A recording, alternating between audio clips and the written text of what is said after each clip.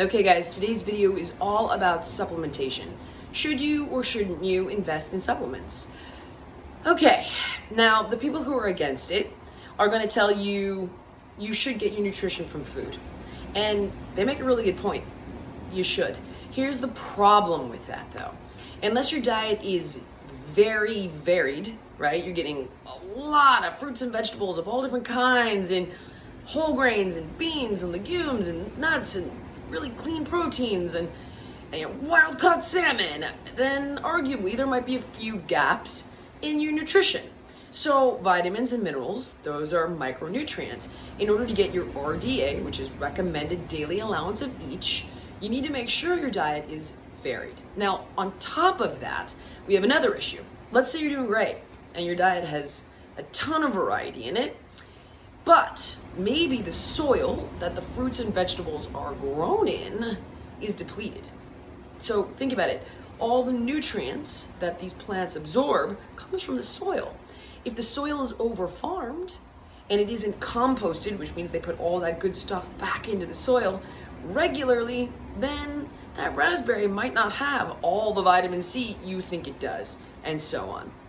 And even when we're doing our absolute best and everything's organic and grass-fed, grass-finished, there are still gaps.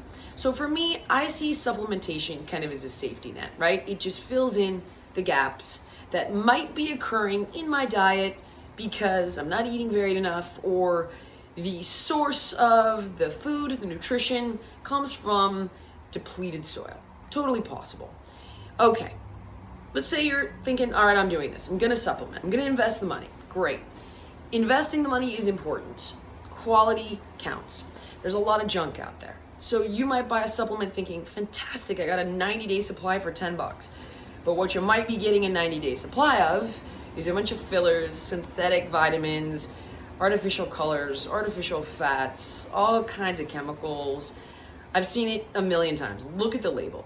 If you see red number 40, hydrogenated oils, which should be illegal, hoping that it's illegal across the country now, it was banned a while ago, but nevertheless, you can still find it in things in different states. Propylene glycol, all kinds of preservatives and junk. That's bad. So not only do you want to make sure that your supplements are coming from an organic source, so you're not getting all the junk, because the whole point of supplements is to make yourself healthier, you also want to make sure that what's in the supplement is actually in there.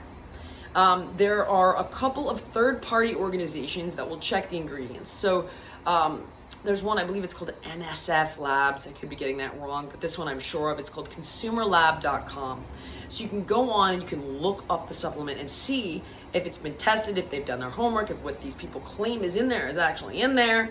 Because as you know, the FDA does not regulate supplements, which is arguably not a good thing for the reasons I'm mentioning right now. So you kind of got to do your own homework, and it's worth doing. And the good news is once you do the homework on the product, you know forever, right? Done, dusted. Great. So if you're going to spend the money on supplements, spend it. Don't buy crap. Otherwise, it's completely counterintuitive. Okay, next.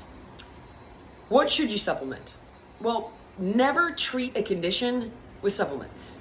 So, I'm going through menopause, I'm going to treat it with supplements. No. Oh, I've got a gut lining problem, I'm going to treat this with supplements.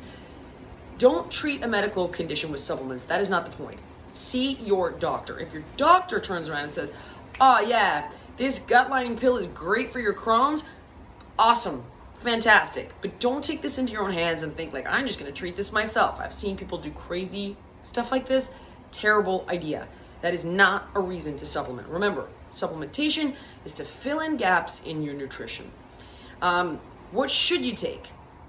Well, for me, I'm a bit of a nut with this, I admit. So I only like my supplements from whole foods, first of all, because the next part of our conversation is whether or not a synthetic version of a vitamin is as good as the real life version in food. Like there's a synthetic version of vitamin E, synthetic version of beta carotene, synthetic version of vitamin C. In some cases, they might be equally as good, but in many, synthetic version is not as good.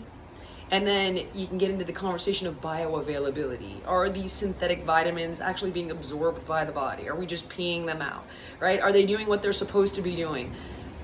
So for the longest time, I was taking organic over-the-counter vitamins, and then just based on all my homework, I switched over to supplements that come from organic whole foods, because this is the delivery mechanism that nature gives you the food, right? It's got all the naturally occurring vitamins and minerals in it from an organic and ethical source. So I don't have to worry that my greens in my greens powder are sprayed with fungicides, herbicides, and chemicals.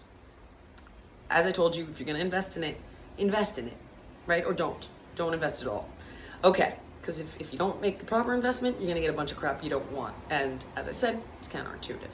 So, all right, I check the quality. You can go to consumerlab.com. I make sure it's from organic whole food sources. I don't treat medical conditions with supplements. What I personally take, because I see a lot of these questions, remember, I'm nuts with this. You don't have to get this crazy. For me, I take a probiotic. Totally unnecessary if you're eating a lot of fermented food. It doesn't even need to be a lot. Kefir, yogurt, kimchi, if you're vegan, miso. I just take one every day because why not, right? Why not? I take one. Prebiotic, probiotic, that's the new trend. Prebiotic is really food for the healthy bugs, which is the probiotic. So you can take a prebiotic, probiotic blend if you're gonna supplement. Alliance Naturals is a brand that I love. They have one. It's great if you choose to do so. You can save money here though by eating fermented foods and foods high in fiber. Prebiotic, probiotic. Next one, omega-3s. I take a krill omega-3. Why do I take this? Because I don't eat a ton of seafood and I'm not getting a ton of flax and omega-3s from other sources.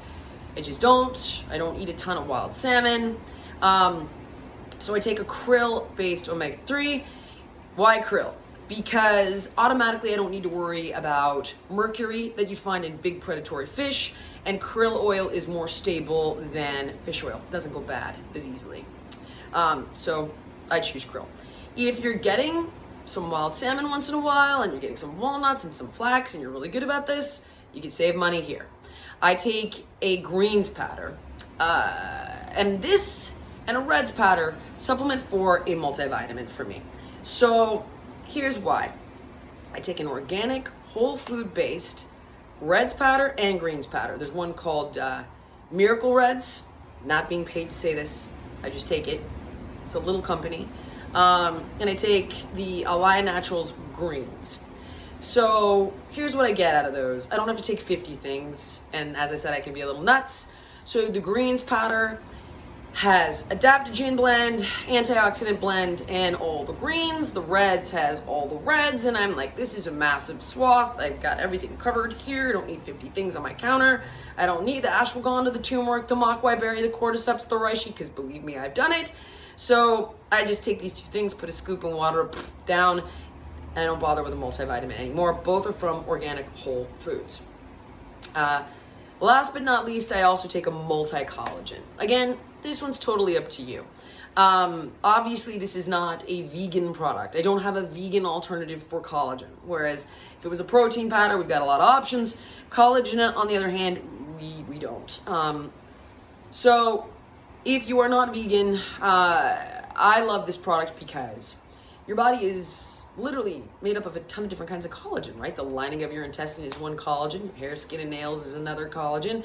A multi-collagen product that comes from ethical sources is an excellent way to just keep your hair healthy, skin looking good, connective tissue of your joints strong, keep your stomach lining healthy. It's a supplement. Remember, it supplements your diet. I love it. I've noticed a huge difference, but it should be a multi-collagen. So you're supporting all the different kinds of collagen in your body. And I strongly recommend you get it from a product that's ethically sourced. Again, I love the Alliance Naturals multi-collagen product for those reasons. And that's about it, guys. And remember, if you don't want to do it, you don't have to. If you're a little crazy and looking for an edge, I notice I get sick less often. I have more energy. I feel better. So I'm nuts with this. I want the extra edge. I'm looking for it. If you don't have the money, that's okay. If you only have a little bit of money, of the things I mentioned, pick the one you think you need the most. And that's it. Maybe leave in the comments things you want me to talk about. I'm learning how to do this. Cool. Click like, subscribe, leave a comment.